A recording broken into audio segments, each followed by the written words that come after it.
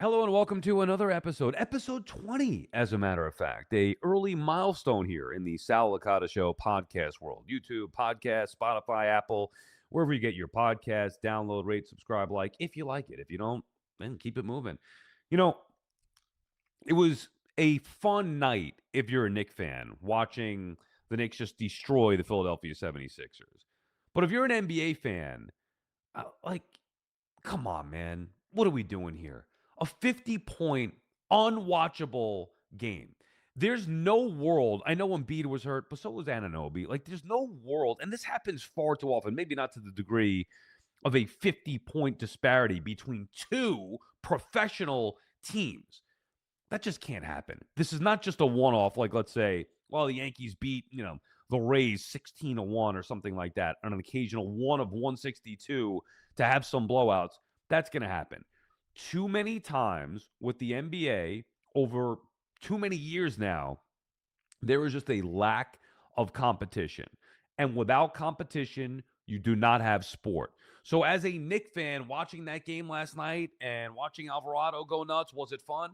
Sure. I mean, it's like playing a video game on easy, which I used to not want to do. I mean, there was sometimes if you wanted to take your frustration out, you'd be like, all right, let me put Madden on. Let's go do it on easy level and just squash the shit out of the opponent.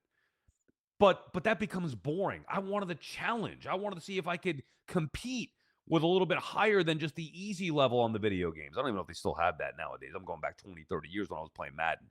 But point is, it wasn't real competition, and there's no fun in that. So, yeah, watching your team smash the Sixers, who we hate Philadelphia, with or without Embiid, doesn't matter. But it was easy mode last night. That's not a real game. That's not real competition. Whereas the night before, even though the Knicks lost to the Pacers, that felt like a game that you want to watch. You're in it. Your emotions are involved in the game, back and forth, tight game. Even though the Pacers aren't a very good team in the Eastern Conference, still there's hatred there between the two rivalries. What the Pacers have done to the Knicks the last couple of years in the postseason, and the game was competitive. They played hard. Both teams fought till the end. That's a game. Win or lose, obviously we'd rather win, but you lose it. That's sports. That's life. It's about competition. What we saw last night was not competition. And this is at the highest of levels. This is the NBA. This isn't some D League or G League or whatever they call it now. This is this is the NBA. Too many times this has been the narrative, whether it's load management and teams not playing all out, whether it's injuries, whether it's just lack of overall competitiveness. Tell me a world in which even without Embiid out, that the Knicks are 50 points better than the Philadelphia 76ers. They're not, and nobody is. It's the NBA. The Knicks have 5 more wins than Philly. The Knicks go into the All-Star break here at 35-20. So, I mean, is it the best thing? No, but you take it. And playing good basketball for the most part over the recent stretch going in here after what looked to be a brutal run for them for a while where people were starting to really question things with the Knicks. So they righted the ship here, going to the All-Star break on a high note, smashing the Sixers. But the Knicks are 35-20. The Sixers are 30-24. And a 50-point disparity on the road, no less, for the Knicks. Can't happen. Imagine, now luckily Philadelphia didn't have that many fans going because it was all Knicks fans taking over the building. Imagine paying, I don't care if it's $10 that you paid to see that from a Sixers fan perspective. You pay to go in that building and watch that game and your team loses by 50 points at home. That is atrocious. So the overall theme from a Knicks fan perspective, okay, great. Knicks smash the Sixers, keep it moving to the All-Star break, get rest, get healthy, come out, try to get perfect, get your team situated and perfected going into the playoffs, which is what it's all about. From an NBA perspective, from a sports fan perspective, it's unwatchable. That's garbage. 50 point that come on, man. That's easy level. They've got to fix that. It just can't. I don't know how, I don't have the answers to it. But if this continues to happen, and it's been happening for a long time with the load management and the 50-point disparities, or even the 20-point swings within the game. 20, oh, wow, they open up to a 20-point lead in the first half, 25-point lead, and then what happens in the second half? Team comes back. Okay, is that competitive? I guess, but it should never get to a point where it's that out of control where one team goes up 25, and then all of a sudden the next team comes back, and they get out of the 25-point deficit in the second half. You want to say that it's just about the shooting? in the league now because there's not a lot of defense?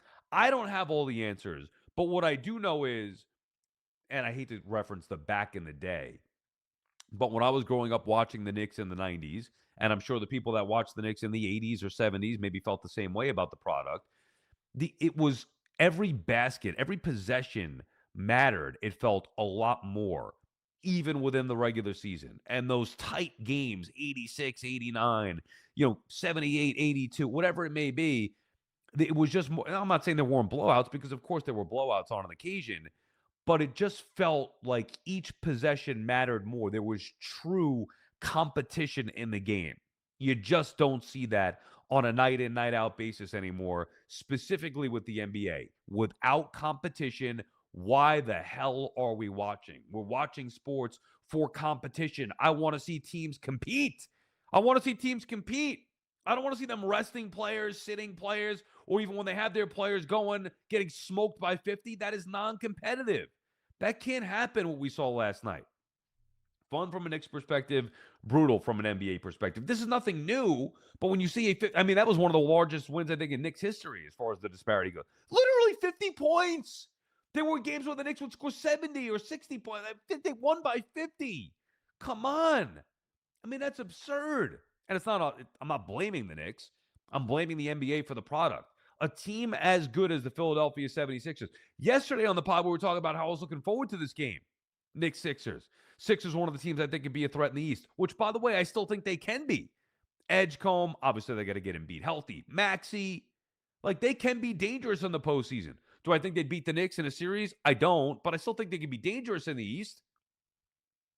And that's a team that's going to lose it by 50 at home? Come on, man. That's ridiculous. Now, Alvarado was special last night, which you love to see. He lit it up. He's not here because he could shoot, but he was shooting the three well last night. 8 of 13 from downtown, 26 points overall. But my thing with him, and by the way, do you give a crap where he's from, Alvarado? I don't care. I know everybody's getting into that. We talked about this yesterday, but you play like that, I don't care where you're from. Knicks fans are going to love that guy with his energy and effort. Forget the 26 points. It's about the intensity that he brings, the intangibles, the fight, the competitiveness. Defense, passion, fire, competitiveness, all those things from Alvarado. Not to mention, you talk about the 90s Knicks. He's a guy that would fit right in.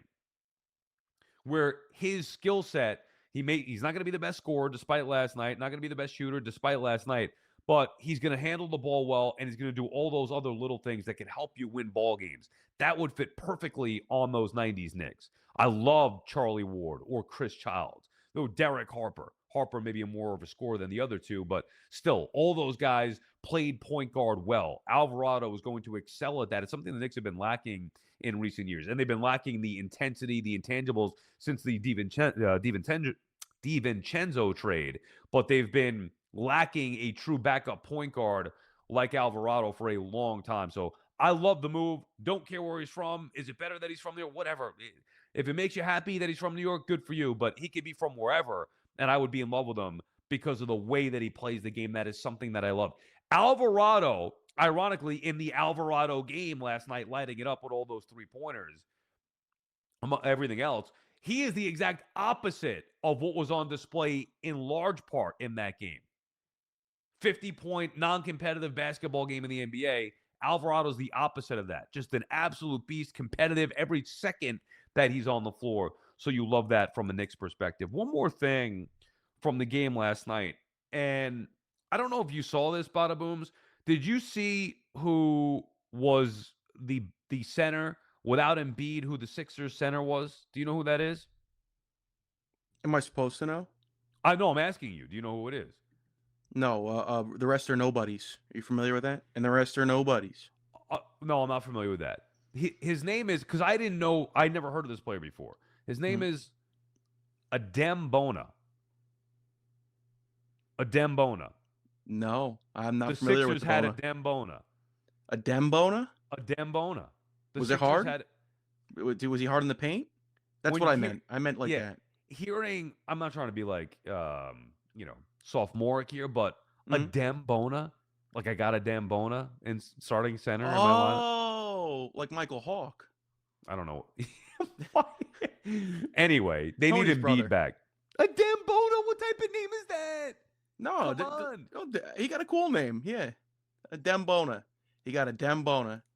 Now coming Exactly. off the bench for the Sixers, a Dembona. Ye- Exactly. What are we Great doing jersey. here? I Great mean, it's the guy's jersey. name. Uh, you would get that jersey if you were a Sixers fan? If I was a Sixers fan, maybe. Yeah. Yeah. You would wear a Dembona jersey? I had a Brashad Perriman Jets jersey, so there's no doubt.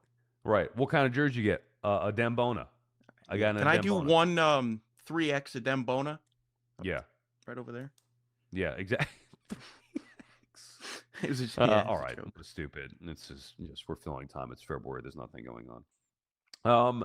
Couple of things here before we do our little Six with Sal, which we do every Thursday, and we got a very special one coming up later on in the show here. Nick Castellanos seems like he might be available after another Philadelphia team. The Phillies, not really high on Castellanos anymore. Now, look, he's not a stud by any stretch of the imagination, but I always have liked his makeup, and he does play a position of need for the Mets. Now, I'm not saying I would go get Castellanos. Right now, he's under control with Philadelphia, or at least as we record this, he's under control with the Phillies. But they're not going to be able to trade him because nobody's going to take him for the $20 million. I wouldn't think. Maybe the Phillies pay down some of that $20 million before they have to release him. But let's just say, hypothetically, in the event that they release Castellanos, you're telling me he wouldn't be the perfect addition as insurance in case Carson Benj can't cut it in right field? Now, Castellanos isn't very good defensively, but look at the Mets' options right now for right field outside of Benj. And I believe in Benj, and I'm glad that the Mets are giving him opportunity, and I hope Benj takes that opportunity and runs with it. And we don't even have to worry about this. Like, this is all just meaningless preseason babble, talking about spring training and people getting nuts about roster moves and all that stuff in February, when really it won't even matter until July before the deadline, or August, or whatever it may be. But Castellanos, even in a miserable year for him and for Philadelphia, he hit 250, 17 homers, 72 ribbies. That is not bad at all. He played 147 games. Like, that is, you take that in a second. You could argue that he could be a starting right fielder for the Mets or DH a little bit. Now, maybe he'd want to go to a spot. Maybe he wouldn't want to come to the Mets. He'd want to go somewhere where he could be guaranteed more playing time. And if Carson Benj does what, the Mets want him to do or expect him to do, then there's not going to be enough playing time there. But he played 143 games in right field last year. That is he's the perfect guy. A guy who's, going to be 34 this year. What is he right now? He's going to be 34 soon. His birthday's in March. So he'll be 34. He's getting older, obviously a little bit on the decline, his performance, but he's not going to cost you anything. Again, assuming that he gets released, not going to cost you anything. You bring him on your team. You have a veteran presence. It appears for me on the outside that it was always a good guy in the clubhouse. I don't know. Maybe there's actual reporting on that, but he could fit right in, get some at-bats at DH. And in the event that Benj can't hack it, he plays right field. Who would you rather have? Castellanos in right field or MJ Melendez? Or Brett Baty, who I don't think is going to be playing right field. Baty was learning left field. Baty's an infielder turned outfielder learning the position. You put him in left field seeing if he can learn it out there. So he's not really even an outfielder. Now you're going to have him learn another outfield position, and it is different. It's one thing if you take an outfielder like Soto and move him around from left where he started to right, now back to left. He's an outfielder. He's used to it. He's played both spots. And he's by trade, an outfielder. Baty by trade is an infielder. When you're taking an infielder and having him learn the outfield, you don't want to be moving him around in different outfield spots. It's not just as simple as that. That doesn't add up.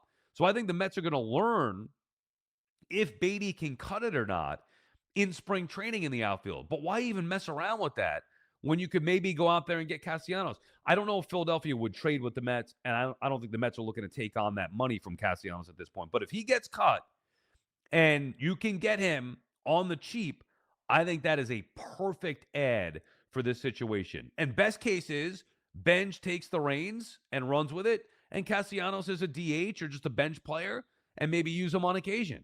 And I don't think that that's bad, assuming that he would want it. So a lot of assumptions there. Do I think it's going to happen? No. But when I saw that yesterday with Philadelphia being, kind of fed up with Castellanos, let's see the exact Remember, Castellanos was benched last year for saying something inappropriate to Rob Thompson after getting taken out of the game. There's bad blood with Philadelphia and Castellanos. So either way, it seems like that relationship is over. They don't. I think did they tell him, Badabooms? You have that exact report? Didn't they tell him to stay home? Like they don't want him to come to spring training? Well, they told him don't report. Yeah, they told him don't report. So obviously that is coming to an end. It's just a matter of how it's going to come to an end. Philadelphia holding out hope that they can maybe trade him and get something back for him. But the reality is that's going to be unlikely at this point when everybody else knows why would you trade for him when you know you just got to wait this out and they're going to cut him. I would expect that to be the case. So not that I want the Mets to definitively go out there and get him, but that was the one thing I was saying even before the Soto move to left field. If I look at the Mets and say where's one area of weakness, a mild area of weakness, it would be my concern with not having enough insurance in the event that Benj can't take that full-time job. That was in left field. The same pertains to right field. And now, though, there's a clear right fielder potentially available, Castellanos. He was an all-star in 2023. I mean, that's not too long ago. So I think you could do a lot worse. And the Mets, Beatty, Tyrone Taylor, and MJ Melendez are, in my opinion, worse than Castellanos. That would raise the floor on the insurance policy for Carson Benj. I saw a clip go around yesterday from my former partner that was talking about people in sports talking about politics. And BT, I have not talked to him about this. We text quite a bit, but I have not texted him about this yet. I just saw it yesterday where BT went on a pretty good rant about people in sports should keep their political views to themselves and politic talk to, don't talk about politics, which I happen to agree with. Like, I mean, I would say to each their own. You can do whatever you want. I just don't talk politics.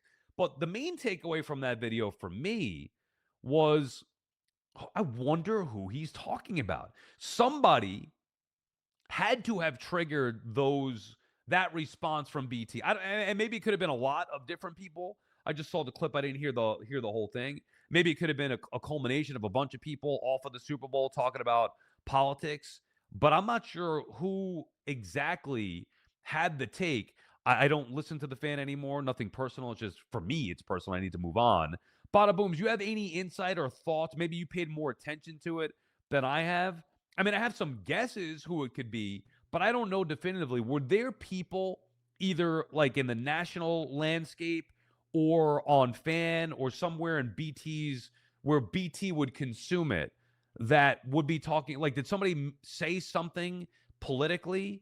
Like, I saw Sage Steele say something, but he's not talking about her. Who do you think? Where do you think this is coming from?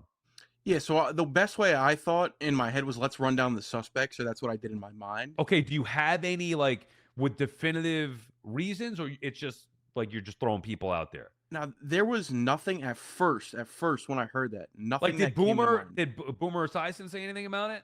And then I saw that. And then did he? Did he? No, did he? Yes. So Boomer did say something yesterday, I believe, to the extent of respect the flag, respect the anthem. And that's more of the Olympics. Okay, so that couldn't be it because BT did this yesterday, right? Because or was it did he do it Monday? I don't know. I don't remember the day. Where is it? Well, today's Thursday as we record this. I saw it yesterday, but did he do it yesterday or maybe Tuesday? I don't know. So I don't think it's that. I don't think it's those.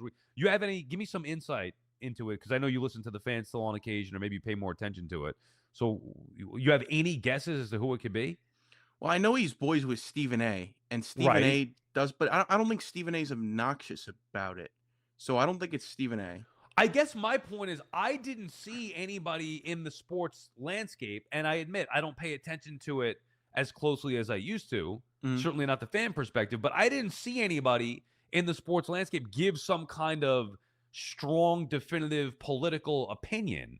So I'm not sure where he got that from or who said something that annoyed him, which is why I was trying to come up with guesses. Yeah, I mean, besides the Boomer thing, and not to accuse BT of anything, we'd have to get his insight. Maybe we'll have a little. I could just ask him about it, but BT, we could always ask him. Yeah, it might be better on the air. Well, maybe you can't ask him. I could ask him. You say we. I could ask him. Yeah, you're right. God knows BT. My text. He's not going to respond to you. Yeah. My texting calls like Yeah. that. The red button on the iPhone when he. But besides the point, there. I mean, there's no chance, Sal, that I know you said something the other day, and it wasn't even political. It was more of like in the middle. There's. You don't think he was talking about you, right? No, because he said political. What did I say? What are you talking about? What did I say that's political? No, you didn't really say anything at all. In fact, I think you were kind of on his side about it. Whose side? And, well, the point he was making of You keep talking it about out of BT? sports. Yeah. Yeah. Oh, you're saying the Bad Bunny thing? Yeah. Yeah, but that was not political. Like people, I think People made it political. Oh, but that's people. That's not me making it political. I was talking about Super Bowl halftime show. Where is Yeah. the political statement in saying I like Bad Bunny? That's political now? No, I don't think it's political. As a matter of fact, I didn't even like going in. I was indifferent about Bad Bunny. I knew his. I said this the other day. I knew his song because one of them was on an episode of The Simpsons that my daughter would watch and replay over and over again. That was about a year ago. So that's how I knew about Bad Bunny. And then I knew he was a little bit into wrestling, but I couldn't even tell you. Like, actually, did he fight The Miz at WrestleMania? I believe I'm more So familiar with his match with Priest. Oh, okay. Well, oh yeah, right. I heard about that. I don't know if I saw that, but anyway, so I knew who he was. I wouldn't say that I was a fan or anti Bad Bunny. I was giving him a chance at Super Bowl halftime show like I do at every Super Bowl halftime. I watch them, and I loved it. I loved the performance. But I don't know how saying that is political. So no, I don't think he was talking about me. You think he was talking about me? No, I don't think he was talking about you. But Sal, No. let's not kind of. He knows. If anybody knows I don't do politics, it's BT. You know how many conversations we would have about that during the breaks? I mean, we never talk politics on the air, ever. We didn't even talk it off the air because I don't do it. I don't talk politics. In the worst case scenario where he was, and let's say worst case, obviously not accusing BT of anything. In the worst case scenario where he is, though, BT versus Sal, WrestleMania is coming up soon. There's huge potential there. No, BT and I are still more tag team, potentially working on doing some other stuff together. We'll see. Ooh, who would you guys face if you were a tag team at WrestleMania? I don't, and then we'd have to have you'd have to have the turn, right? Like the Mega Powers together or Strike Force or whatever. I'm just thinking of some of the tag team or the Rockers when they were together, and then you have the breakup. Who's Shawn Michaels and who's Marty Jannetty? Well, I mean, come on. I guess we'll find out, won't we? We'll find out. We didn't win the tag titles together as the Rockers, but apart, let's see what we can do. They never won the tag titles? So you have no insight? No, actually they did, but it was on a dark match. I was going to say, I thought they did. They did, but it was a dark match. I think that the rope broke, so they couldn't air it. There was some kind of story with against that the Hart Foundation. Yeah, right. Yeah. They won, and then it got taken away. Was that in Michael's book? I might have read that in Michael's book, or it was a story that Shawn Michaels has a book? Oh, yeah. It was really good, too. I'd say about, was it 20 years ago? And it was probably when he was still wrestling. Sexy boy. So anyway, you don't have any idea. My initial thought, honestly, when I saw BT go on his rant, I thought maybe Boomer said something that, but that wouldn't make sense to me. So I didn't know. That was the only guy that I knew that maybe he would hear. BT did put it a good way where it's, and I'm sorry to run you over there. Yeah. Where it's about less of having the political conversation, more of throwing the jabs in. Like, I understand what he was saying there. With, like, people will be talking about sports, nothing related to politics whatsoever, no matter what side of the aisle they're on, and then they'll throw a little, you know what I'm saying? Little shovel pass. Right, and then he was also saying about people doing it just to make friends. I wish I should just text him. I really should just text him and ask him if there was anybody in particular that he was talking about. But no, nothing about what I said was political. Yeah, no, I don't think what you said was political at all. Maybe it could have been Big Booms, because does that make me little? Could have been Stephen A. Maybe I should have thought Stephen A. But those are his guys. That's his boy. Yeah, and I know he's like is he not a very profound Boomer guy? I'll let him tell that story. I'm not going to get into that. Maybe we could have BT on for a little tell-all, a little red table talk with BT. Yeah, and you're bald, so that works. Like, yeah, you guys are actually both bald. So. Anyway, I just was curious, not curious enough to text him, but curious enough to bring it up here today. Listening to that, like I was just like, I wonder who. And it sounded like maybe it was more than one person. Maybe he was thinking that I have no idea. Maybe he was thinking that the Bad Bunny thing. I mean, people did make it political. I know I did not. I don't know how many people touched on it. Like, did you happen to hear? Did anybody? I know you're a big Evan guy. Did Evan talk about Bad Bunny on the Fan? I actually didn't listen for that. I should have listened, though. Did anybody on the Fan talk about the halftime show? I I'm sure Craig had to talk about it. You have no idea. Okay. I have no All right. idea. I think Craig probably mentioned it. If I had to guess, Evan probably was like raving about Bad Bunny. Maybe I could see Evan getting up and doing a little salsa, to be honest. A little bust and a No, move. no. Trust me, you don't want to see that. He I know probably you love dances, if I Evan. had to guess, like Kermit. Like, you ever seen Kermit dance? Yes, of course. That's That's exactly not. what I picture in my head. It's actually not bad. All right. You want to do a little six with Sal here? Yeah, there was something else I had to say about this, but I completely forgot. It was a good point. Maybe it'll come back to me. You Mm, forgot it? You got to write things down if you're forgetting Badabooms. You're only 22. How are you forgetting things already? I don't know. When you got to listen to you all the time, it's like it all sounds the same. But you don't even listen. All I right. listen. Okay, let's get to it. The third edition of Six with Sal. A little bit of a rule change here. Badabooms had the idea to do the snake draft to start, which I think was a good idea. The problem is with only 2 people and 3 picks each, it doesn't feel like the snake draft is working. So let's just go straight up draft. Six with Sal. Top 6 things. Today's topic is going to be all-time WFAN shows. That means any show that is aired on WFAN doesn't have to be one that's been there for years or a mainstay Monday through Friday. It could be a weekend show. Ed Randall's Talking Baseball, Rick Wolf, if that's your thing, the Latin Beat, Sports on Wax, shows Badabooms that I produce that you don't even know about. Ann Lagori, throw shows in there, whatever it may be. Any show that is aired on WFAN counts. Now, how do you want to do the first pick here? I won the last 2 weeks by majority consensus here. You were awful with the Super Bowl selections for the food. You want to flip a coin? Do I still just get the winner takes the ball here? Is that what we're doing? Yeah, it's up to you. You want to toss your cap? Maybe let me go first this time. No. Oh no, I'll take the first pick. We could. I don't have a coin on me. Maybe starting next week we'll flip. But for this is something important to me. Mhm. I'm gonna take. I gotta make sure I win this one of all the ones. The WFAN greatest show. So number 1 pick I have. You follow suit after that. Okay. Okay. I'm going to go with, I think the obvious choice here, if you've listened to me for any amount of time, even you, Badabooms, you would know where I'm going here. I think it's the greatest sports talk show of all time. It is Mike and the Mad Dog. That has to be the first pick. Any lineup that I'm building with any kind of fan Mount Rushmore, or in this case, Six with Sal, top 5 list, whatever, Mike and the Mad Dog will always be atop my list. So they are number 1. Yeah, that's Mendoza right there. Like, you're taking Mendoza. Mendoza? Get the hell out of here, Mendoza. That's Brady. Not Mendoza. No, Montana. in this draft, why is everything always about Brady, Sal? Enough. Mike and no the more Mad Brady. comparing Mike and the Mad Dog to Mendoza is an insult to Mike and the Mad Dog. That's all I'm saying. In the 2026 NFL draft, Tom Brady's not in there. I got you. Okay. I didn't say it's Arvell Reese. I said it's Mike. Yeah. Easy with your Mike and the Mad Dog stuff. Easy.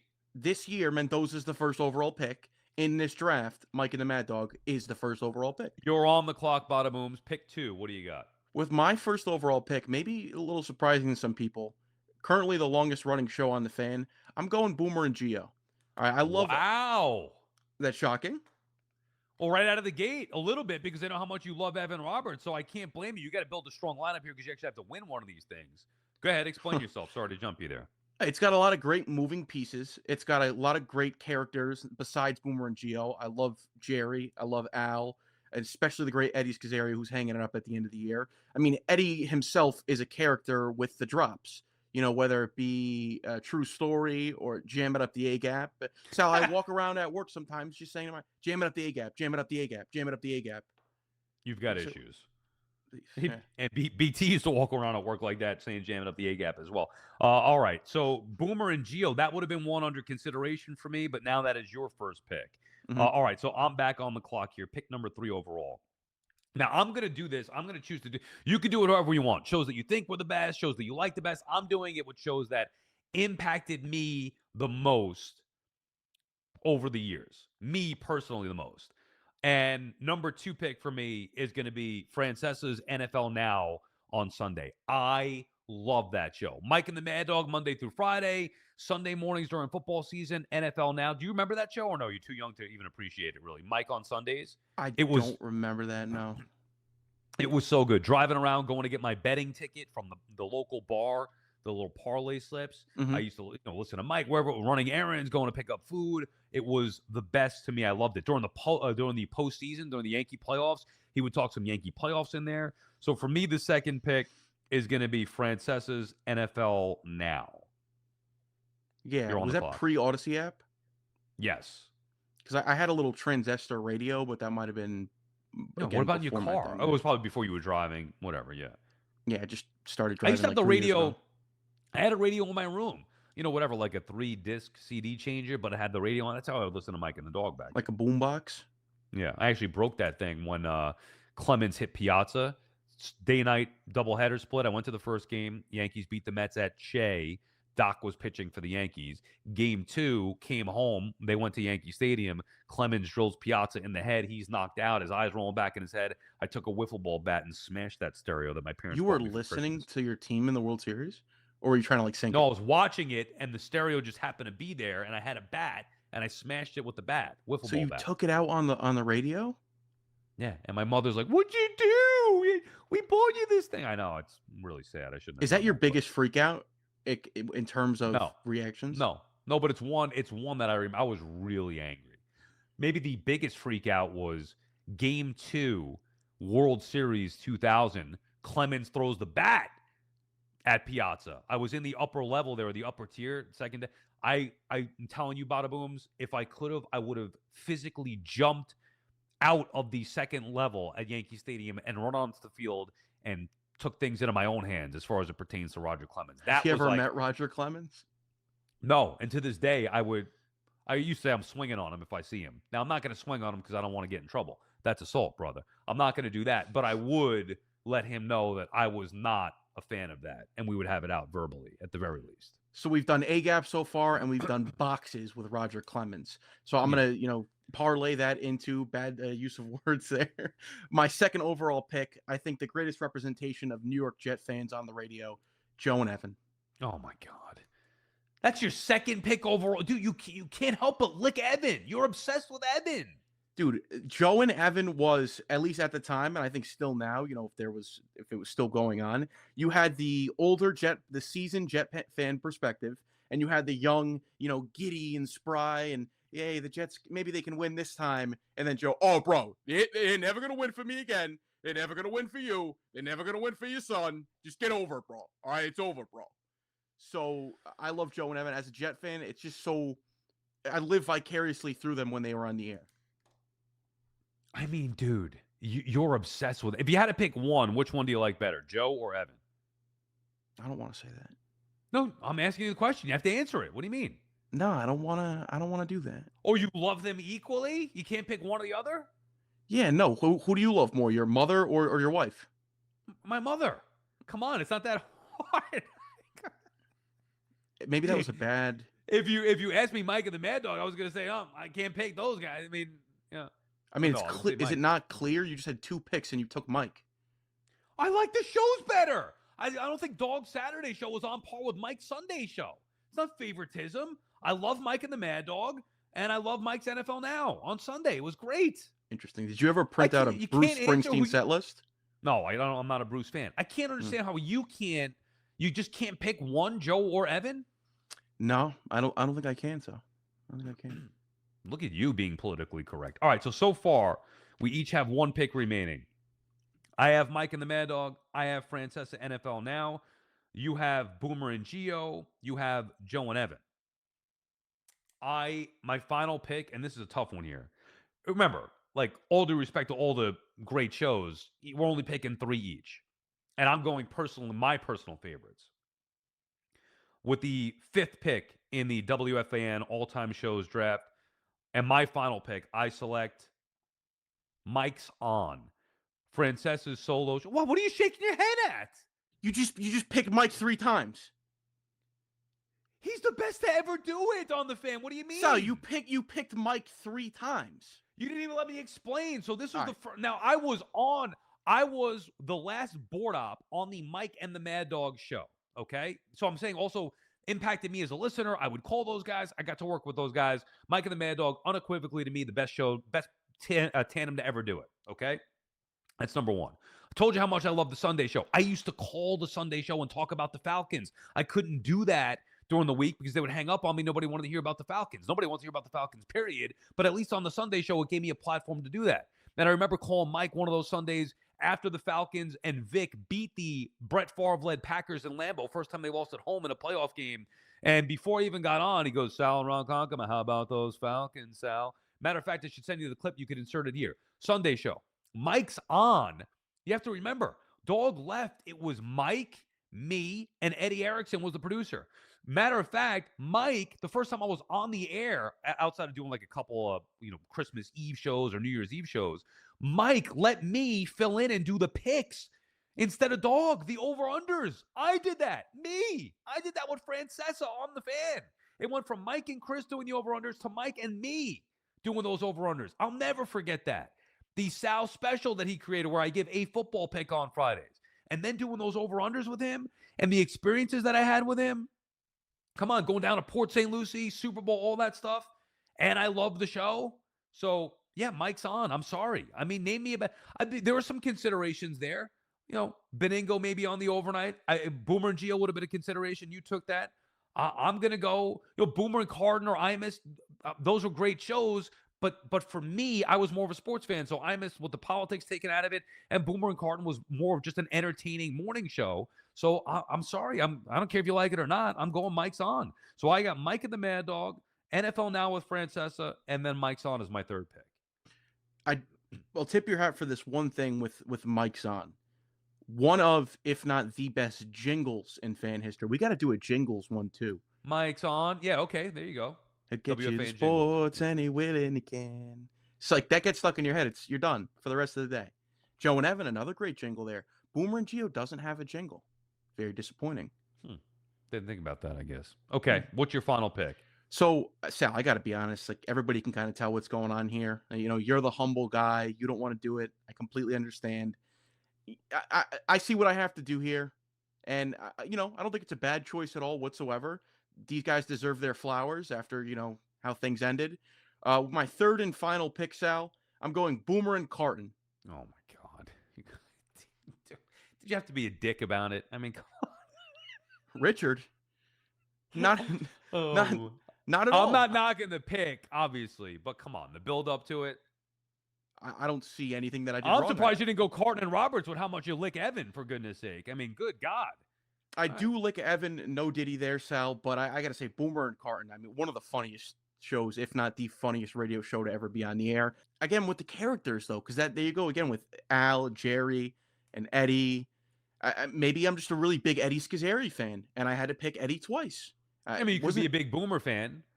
Yeah, no, I definitely like Boomer. Not for the Jets. That's a completely different story. Oh, Boomer, you were terrible, bro. Boomer. But I do love hearing Boomer's Rangers opinion. I will say that. Everybody kills him. They're always on top of him. And back in the day with, what's his name, made the song about Boomer, nobody cares about hockey. Yeah. What was his name? I apologize for... I have no idea. You talking about Al? No. The guy they used to have in there, I don't know if he was a producer or whatever. He'd make the songs. I have no idea. Somebody would make the songs? Yeah, is it Tom or something? Oh, Izzo? Digital? Tom yes, Izzo? Yes, yeah. I didn't know he made songs. Izzo. All right. So another drop right there. So I want to finish my Boomer point. What? Go ahead. What was it? What are you drowning on? Well, get to it. What is the point? No, everybody kills Boomer about hockey, but I think Boomer's at his best when he's a fan. And when he's talking about the Rangers and stuff, it needs to be done more. So this is me going on Stan right now. Right. More hockey, Boomer. More hockey. All right. So you love, who do you love more? Boomer, Joe, Evan, Carton. You got to rank those four. I have to? Yes. Yeah, because I'm asking you to do it, just as a tag to this piece. I have to do this right now. Yeah, come on. Do it. Yeah, but Sal, you understand what... Answer the question. It's not that hard. Boomer, Carton, Joe, Evan. Rank them. 1 through 4. All right, so Joe and Evan 1A, 1B. Boomer, Carton 1B, 1B. All right. What a cop-out. All right, so I have Mike and the Mad Dog, Francesa, NFL Now, and then Mike's on. You have Boomer and Gio, Joe and Evan, Boomer and Carton. Put them up. Let's see who wins week 3 of 6 with Sal. All right, before we say goodbye here, I've been obsessed with Landman. I've been, oddly enough, like I used to do the reads on the Fan when Landman and Paramount Plus was promoting it, but I didn't watch the show. And I heard Boomer talking about it. I was like, I got to get around to that show. It sounds pretty good. Oh my God, is the show great. I just finished the 2 seasons, binged it over the last few weeks, and it has a little bit of everything. The Texas aspect, that type of lifestyle, the cowboy lifestyle, There's badassery in it. There's beautiful women in it. I mean, Ali Larder, not that I think she's the most attractive girl, and I'm honestly, I didn't even know who she was before this. I've seen Varsity Blues, R.I.P. James Vanderbeek. But in this, she is incredible. Not only incredibly sexy, but also just incredible. She makes the show. Billy Bob Thornton, is that his name? Billy Bob Thornton? Incredible. That So is the his name. whole, yeah, the whole show. You Badabooms, you got to check it out. I don't know if you're too young to appreciate it, but there's plenty of sex appeal. There's plenty of badassery. There's some humor. It's just the show has a little bit of everything. I cannot wait for season 3. You've heard of the show, obviously, but you have not watched it. Landman is getting more plugs than BT and Sal. So Landman must be great. We've talked on this show, Sal, about Landman more than we've talked about your former occupation here. Well, why would I talk about my former occupation? I don't understand it. No, I'm just saying. Landman must be great. What And do you think I was gonna pick? You thought I was gonna pick BT and Sal? No, you like the little radio tease I did at the end there? Like I was hyping it up, like I was gonna take it and take it. What? Yeah, I know. I know what you did. No, Well, you mentioned it has a lot of sex appeal, but Sal, every morning from around 7:30 to 9, I get all the sex appeal I need. Right here in front of me. you've got major issues. All right, check out Landman, will you? Not that What is it on? you'll learn something. Paramount Plus. Come on, you should know that. Paramount Plus. Ulu, Oh, Paramount Plus. Are you familiar with that? no, You're not familiar with a lot of things. I'm coming to realize. Maybe it's the age gap here. I think so. You I didn't know think about the so. Baltimore accent? Yeah, You never saw the guy singing? I even spliced it into the clip. Bada He was Booms. doing Tyrese, and he was singing it in the Baltimore accent. No, I don't know what that is. I saw the clip. I still don't know what that is. Watch Landman. You'll maybe learn something from it. All right. You know what's on Paramount Plus? What? A Bar Rescue with John Taffer. Oh, what a show! Okay, I'm not familiar with that show. All right, that does it for us, episode 20, and I'm not going to check it out because I just don't have time to. Although now that I finished binging Landman, maybe we could get into it. That does it for us. Back again tomorrow with a new episode. Episode 21 to finish out the week, going into the weekend NBA All-Star break and all that stuff. Spring training going on. So we'll have some fun with you tomorrow on a brand new episode. Download, rate, subscribe, wherever you get your podcast. That does it for us. Bye.